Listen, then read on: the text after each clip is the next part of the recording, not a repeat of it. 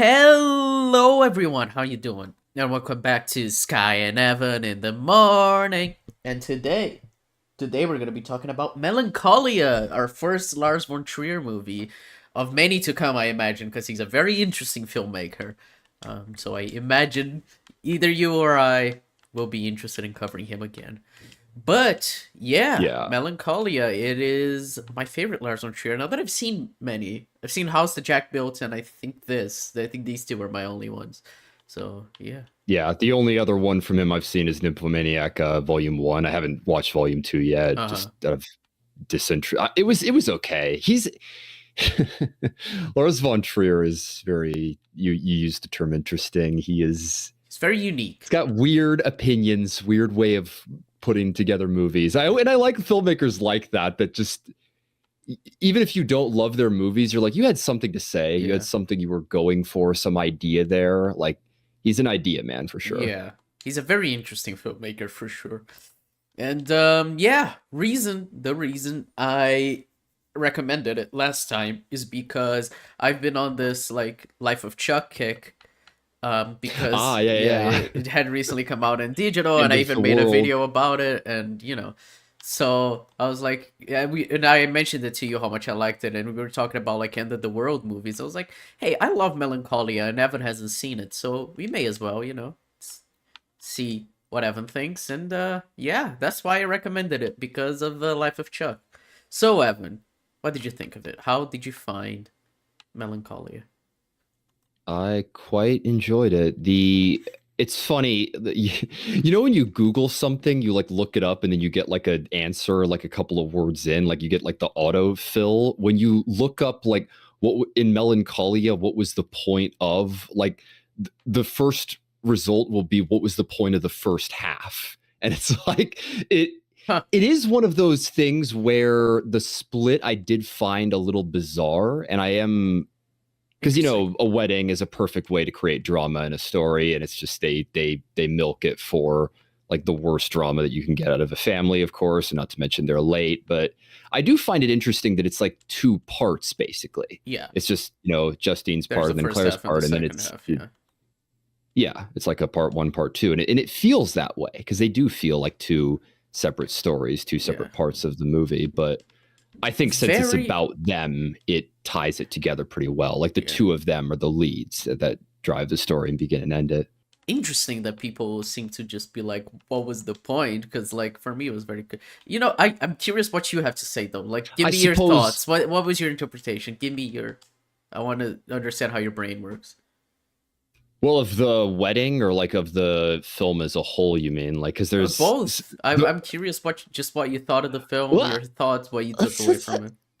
let's talk about the opening because I'm Lars von Trier. So what I was mentioning, like he does this kind of a thing in his movies. Uh-huh. Like for instance, like Nymphomaniac. I was mentioning I haven't seen many of his, but Nymphomaniac Volume 1. The whole thing is Charlotte Gainsborough's character is telling a story to Stellan Skarsgård, and he's a fly fisher, and they like connect that metaphor of like trying to like find and like fishing for like sexual partners with the notion of fly fishing. And he does that. He has these weird like practical examples. They almost come across as like video essay moments when he'll have like text on screen, like someone like Adam McKay will do that too. So it's funny to see him do those kinds of things, add bizarre choices and like in examples to his films. But the opening of the movie is kind of the most Von Trier that the movie feels. So the rest of it Agreed. feels relatively grounded.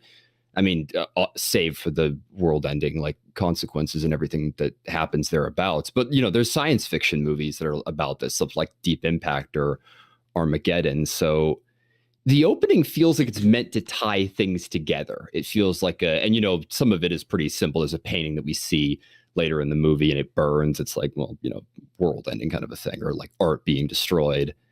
And, the horse sitting down, there's a lot to read from it. And then obviously the big thing, because this is what the whole movie is about, a planetary collision. Which doesn't make a lot of sense. I think people have called that out, but I'm like hiding behind the sun. It's like, What do Oh you no, yeah, it mean? makes Like, absolutely no I sense. can't. But it's like There's no I don't. way. It's like suspension of Yeah, disbelief. I'm like, whatever. you just have to accept it. There's a planet they needed like something that like made it so that it was like blameless. It's like we couldn't have known, Yeah. and they don't know.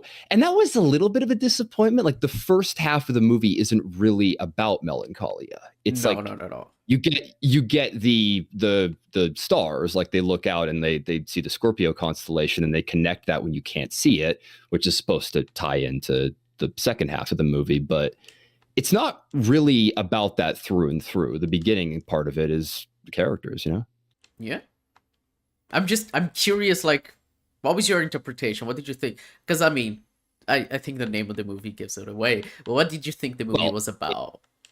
well, depression, obviously, and like for Christ's sake, I mean, apparently Lars von Trier calls this like a depression trilogy. He Antichrist this and then Nymphomaniac together or like Uh, that. And I mean, right. it is funny, but the main character Justine, she like has this thing that like, and she gets these sad spells through and through. Oh She's yeah, not good at the she's party, and yeah.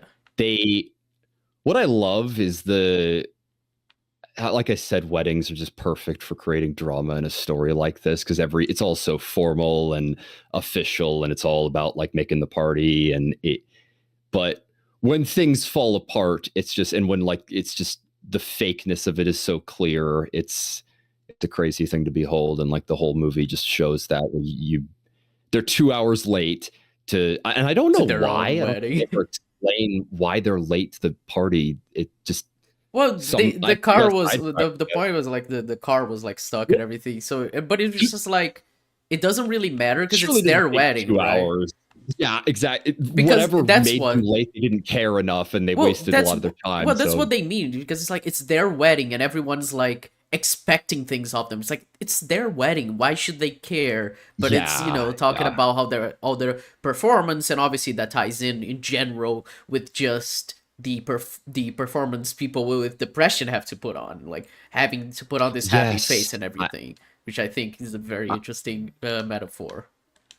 I think it's a great metaphor. There's a lot of that kind of a thing too. I like how they use the horses, like the horses getting startled and them like trying to be calm. Like there's a bunch of different things you can point to, but yeah, like putting on a face and like you can almost look at the first half of that as like the fakeness of people Uh, and with the knowledge of like Melancholia being there in the background and the characters not knowing about it, and then the second part is them like more on display more when you see past that. yeah. The thing What's for me though, which is something I was wondering if you were gonna point out, is that the movie isn't just depression; it's about the two sisters. Yeah, Obviously, they're Justine represents depression. Claire, she doesn't. Do you know what she's supposed to represent? what would you say? Anxiety, for sure. The two Yeah, sisters, yeah. anxiety and depression. Like I love that metaphor. I think it just works really well. And I just find it very It's interesting funny because they use the actually. Yeah, framing of the end of the world. How like how depression, you accept it and even welcome it, and the anxiety of like, holy fuck, we're gonna die. It's the end of everything. Like she's fucking like crying and sobbing at the end, Claire, but Justine is just like embracing it. yeah. It's very very It's interesting. it's interesting. I was talking to my brother about this actually yesterday. That's funny now that you pointed that out. I he have you seen Hereditary yet? Oh yeah, a few times. Yeah, of course. So in that movie, the son, like he he is like such a depressed and introverted character, and like there comes a part of the movie where you're watching it, you're just like, you're just not even trying to get through your grief. You're just soaking in it and just letting it play out because it's almost like you're used to this kind of a thing, and you get that with Justine towards the end. She's kind of accepted it. She says she sees things, and Yeah, yeah, Claire is just a nervous wreck through and through, and yeah, the anticipation is what kills her. yeah. Like I'm That's funny because it's very interesting. I think, like I think probably the most interesting dialogue is like when they're talking about it, it's like I want to do this right. So like let's drink some wine and go to the terrace. You're like, oh yeah, drinking some wine, going to the terrace is gonna make you happy.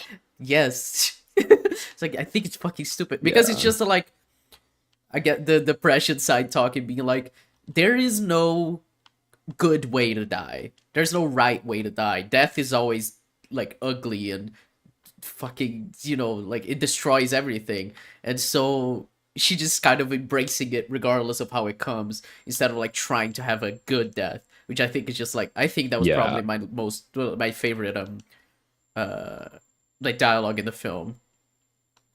Well, and it's interesting too. You can also read that into the scene when she like sunbathes, as you might call it, like moon bathes. She's Uh, like in Melancholia's light, and that's exactly what it is. It, like she's come to terms with that looming idea and is just living with it rather yeah. than anticipating it. Yeah, she's waiting for it to That's a come, great. and then but the anxiety is dreading it coming, and there's those are the two sides. Now that you put it that way, it's a brilliant metaphor actually for anxiety, like a looming and something. There's a story. Somehow this movie indirectly inspired a story that I'm thinking of in my mind, and I'm telling you that rumble. I thought of that. I hadn't even seen the movie yet, and I'm glad that that's a thing. I imagine that would be a thing if anything like this, like some huge asteroid or a planetary collision happened. Uh, There would be like a rumble as it made it to the atmosphere, and I love that towards the end when you can hear the planet coming. It's yeah. yeah, it's fucking deafening. I mean, just that shot at the end, where when It's the planet actually hits Earth, it's fucking, I it's don't gorgeous and it's terrifying. It's amazing. I love it.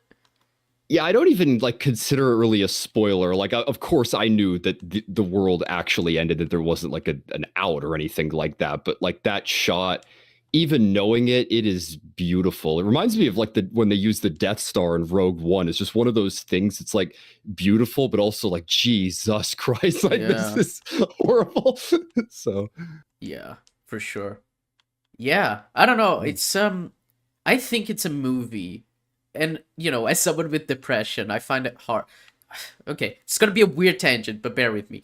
So recently, a few days ago, I watched Thunderbolts because it came out on Disney Plus. That film has been praised a lot for having things to say about depression.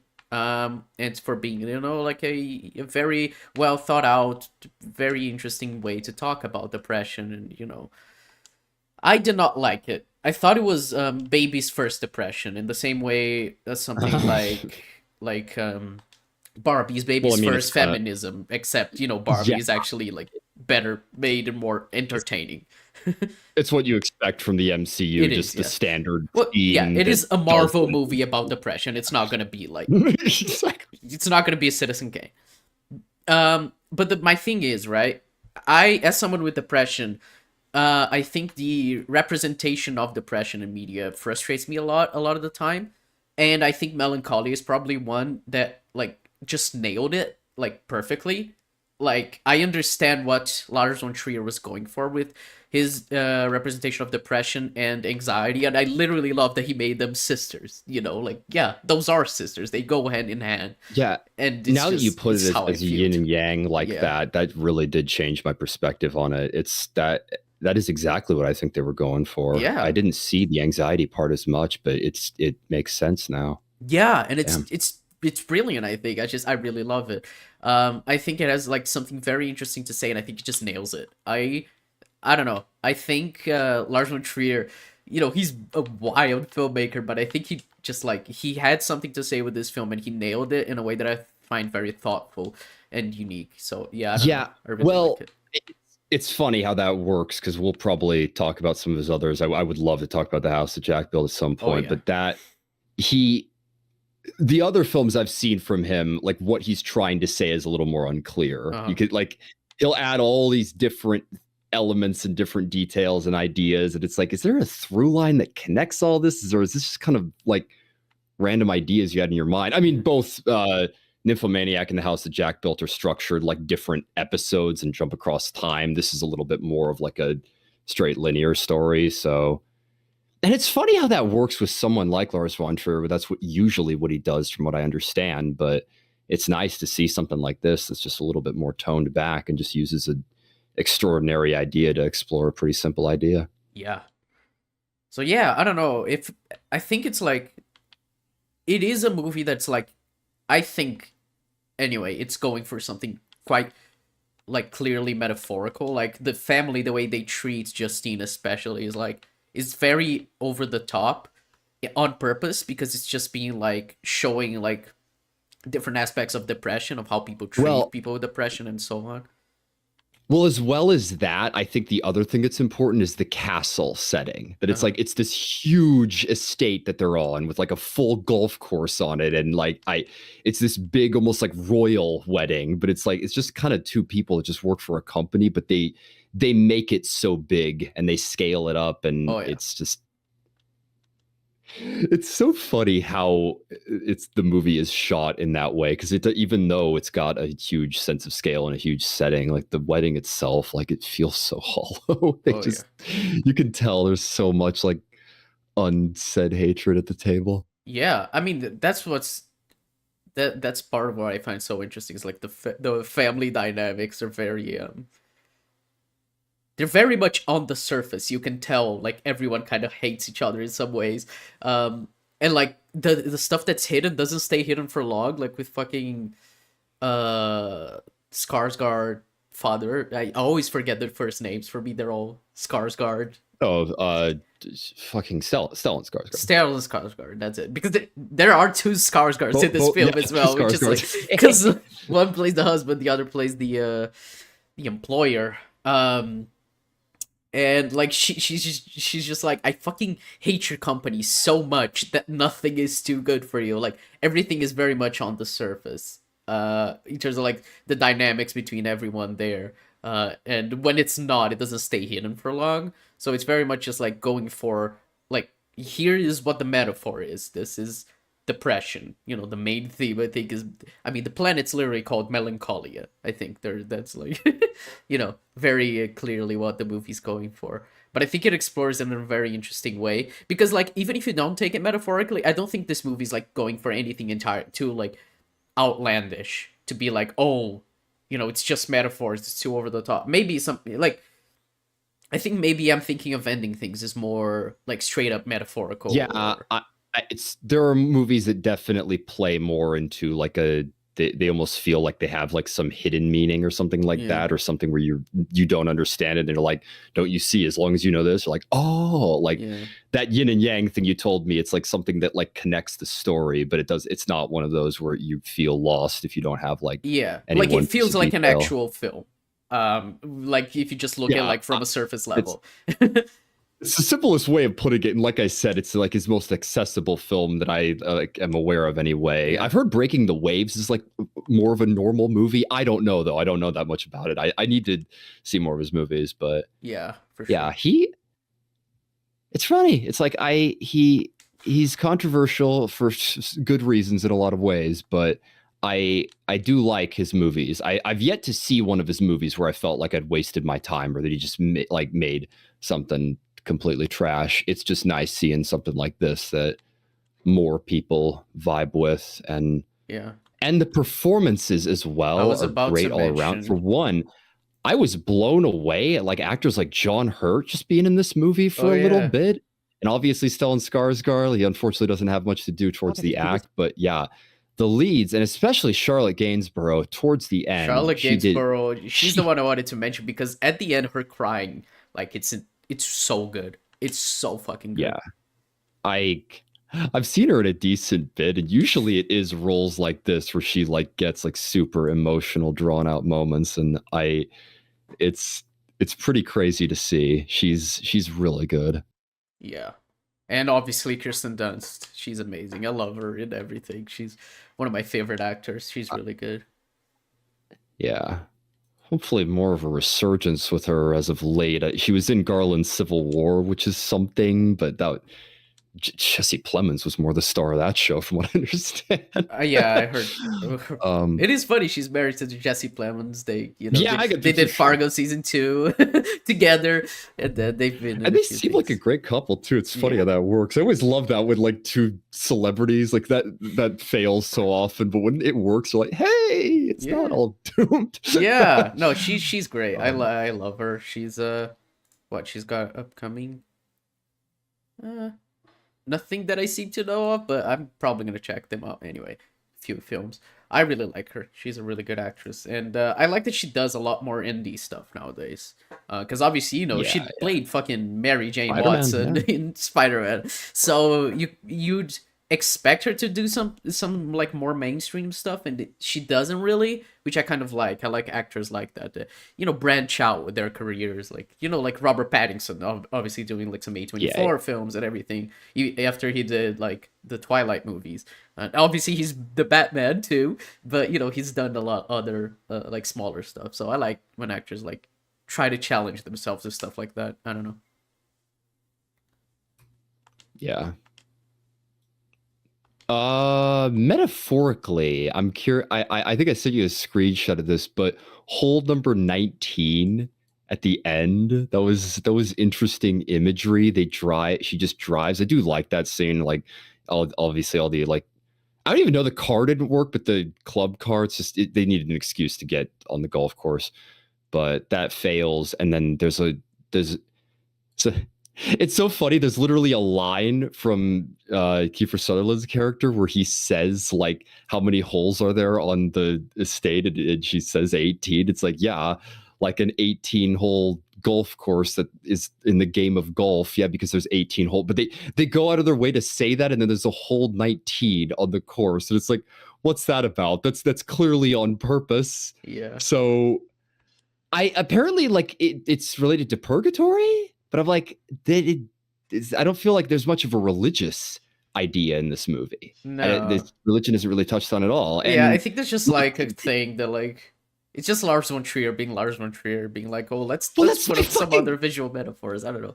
that's my frustration with him. So much of it, like when you see something and you're like, does that mean something greater? Is there a greater point to that? Something you're meant to read into, or is he just Or fucking just fucking around? around. Like, Yeah, no, I think he was yeah, just fucking around. I'm not gonna lie. it's kind of funny. It's hail going down and like a fucking hole 19 on a 18-hole golf course. I'm like, I don't know. It's just one of those weird things where you see that you're like, oh, Lars is just doing Lars Yeah, again. no, that feels like a lot. um Just a general Lars von Trier thing, not necessarily anything too particular. well, and then the ending here, the only other thing thematically is the animals. I mentioned the horses a little bit, but Uh, the cave. There was references early into the movie. I'm not exactly sure what she said to the kid, but they talked about a cave and like built making yeah. caves. And then they make this like teepee type thing where they whittle down branches and you see one shot of that in the opening, like slow-mo sequence. Um it's funny now that I'm looking at that. There's the club cars in the background in the opening, and obviously the golf course and like her feet melting into it. A lot of the imagery adds up more. Yeah. Um, but the sorry, where was I going? Yeah, they're building. They're shown building that at the end, and they carve them off, and then they all go under that for the final shot. And she tells the kid that like the cave will keep them safe or whatever, and not to it is a hell of a thing in the final shot that they have a kid involved in all this. Yeah. But what do you think they're going for with that? What's the idea With the cave? behind that? Yeah, The way I think see it, especially because like they make a point of like, oh, your aunt, she calls herself Steel something. This is like really I weird. forget. Yeah, it steals like it sounds like a Like, username, you yeah. know. Anyway, she said like they make a specific point that like she can do this. Like they say, oh, can anyone build these caves? Aunt Steel, whatever. She's like, well, Aunt Steel, whatever can. So make a point of that. I think it's just like a thing of like depression, like shielding yourself from feeling like real things. You know what I mean? Like just like shielding yourself from feelings, from the dread and everything, just by putting yourself in a cave, like a metaphorical cave. Because I can kind of relate to that idea, so I think that's probably what they're going for. I don't know. Yeah, that's probably the best that I did, like some sort of like cave of hope. And I mean, everyone has their own mental place. That's what I think is also part of the ending note. Because of course, like, you know, Claire talked about like going out well or whatever, and this is a version of that, I suppose, but there's like no illusions between them, or except maybe the kid. Yeah. But well, yeah, they try it to. is. It is interesting because there's the sisters' depression and anxiety, and they're trying to shield the kid from reality. To make it, like anxiety wants to make it good, and depression just wants to like shield, like the kid from, um, just reality in general. Just be like, no, it's fine. We're gonna be safe. Just close your eyes and like ignore that it's happening. They're trying to like in two different ways try to shield the kid's innocence from like the real world. I don't know. It's interesting. Yeah. Yeah, I don't. Not sure. I'm not sure too much to say, but it is a very great movie. I am Yeah. really liked it, and I think I changed your mind a little when I made a click. There was You anxiety. did. Yeah.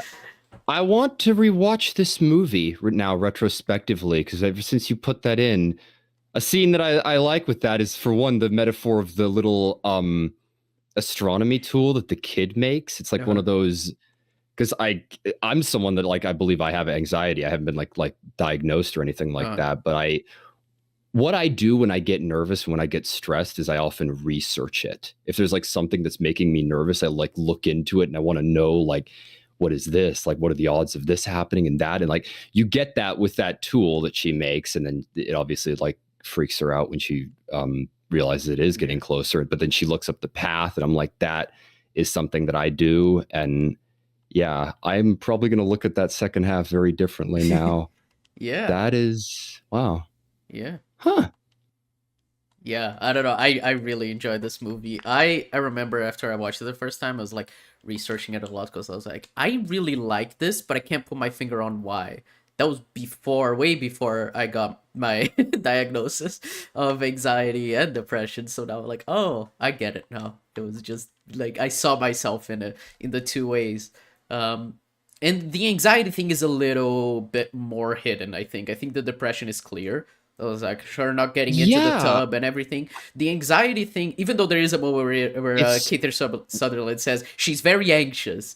Well, I think the reason why is that Claire acts more like normal, quote unquote. Especially in the first half, yeah. She's better at she's better at putting on a face, and that is what people that are anxious do. They can hide it a little bit better, even though it's more internal. Yeah, when you're in the depression funk, it is much harder to hide it than where you're just anxious. So yeah, I understand that. Damn. Wow.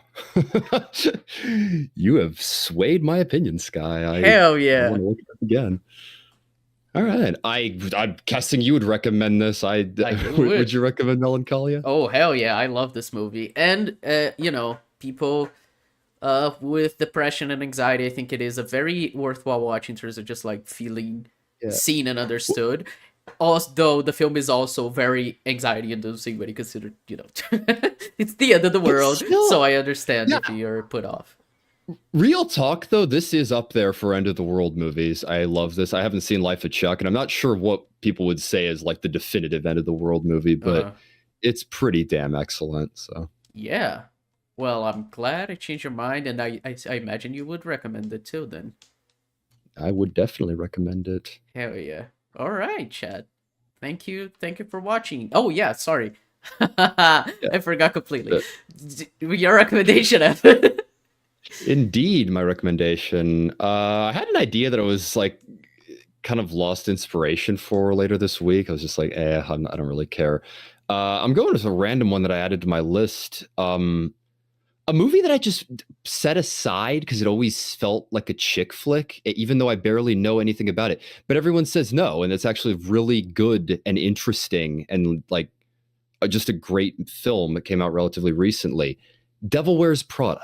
Oh, I have never seen Devil Wears Prada, and I know next to nothing about it. Most of what I know like comes from people saying that like Cruella is like kind of derivative of it. I don't even know how true that is, but I've always been curious about Devil Wears Prada because I've heard that it's amazing. Okay. Interesting. I was not expecting that. Have Yeah, you seen it? I've not. No. Oh, okay. Another one that we both not seen. Yeah. All right. All right. Okay then. Devil Wears Prada. That's gonna be interesting. The sequel's coming out relatively soon. So. Yeah, that's another thing I saw. It reminds me a little of Freaky Friday. I just those legacy sequels that we're getting like hilariously Well, almost 20 at the years because it very was like least, it 2007 and seems it's like like Devil Wears Prada has more to like it wants to do in the sequel than yay! Freakier Friday, which was just like a cash Yeah, grab, like direct to Disney. it's so clear they're taking the piss and just like doing it again. It's like, yeah, Yeah. that I imagine there's more of a story to be told. Although I have no idea. Like I said, I haven't looked anything up, so I don't know where the story goes. But that seems more like a sequelable film to me. Yeah. All right. All right. Well, thanks for watching, folks. We'll catch you next week with Devil Wears Prada. Very much recommend Melancholia. And yeah, thanks for watching. Bye bye. Thanks for watching. Bye bye.